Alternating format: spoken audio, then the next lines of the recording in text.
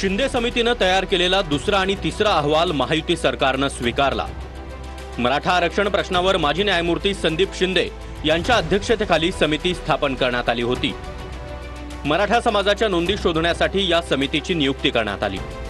समितीनं आपला पहिला अहवाल 18 डिसेंबर 2023 रोजी सरकारकडे सुपूर्द केला होता। समितीनं मराठवाड्यासह राज्यातील अनेक भागांचे दौरे केले। जुने दस्तावेज शोधून त्याचा अभ्यास करून समितीनं आपला अहवाल सादर केला। मी आज TV9 हे जाहीरपणाने सांगतो की हे तीनही समितीकडे घेऊ असं सांगितलेलं होतं त्यांनी गॅजेटियर तिन्ही पण।